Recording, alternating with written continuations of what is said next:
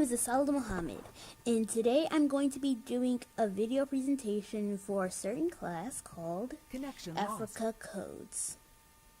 So basically, Africa Codes is a class taught by our teacher Asaalah, and we're going over, well, coding.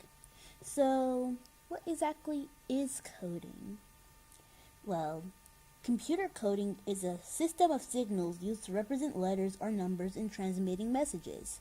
The instructions in a computer program. Instructions written by a programmer in a programming language are often called source code. And the specific coding language we're using, mainly in the class, is called Python, like the snake Python. So Python is an object-oriented programming language similar to PERL that has gained popularity because of its clear syntax and readability. Python was created by Guido van Rossum, a former resident of the Netherlands. So basically, coding is like a computer language. So we had an assignment for the presentation videos is to go to one of our lessons in Solo Learn, which is the class that we do most of our coding on, and we're going to go through a lesson on this module. So I'm going to start from the beginning and go to one of my earlier ones, since probably most of you, or probably some of you who might not know what coding is, I want to start off easy. So, this module is called More Types, and here it says none. So let's go through it. The none object, which means the absence of a value, is used to represent the absence of a value. It is similar to null in other programming languages, like other empty values such as 0, this, and the empty string. A string is one of the basic types in Python that stores text. It is false when converted to a Boolean variable, placeholder for text and numbers, that is used to store a value. When entered at a Python console, displayed at an empty string. So this is an example for the none object.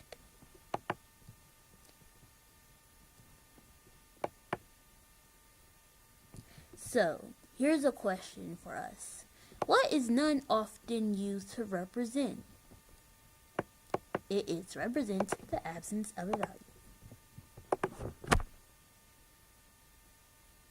The none object is returned by any function that doesn't explicitly return to anything else. And a function is a parameterized sequence of statements. Here's some examples.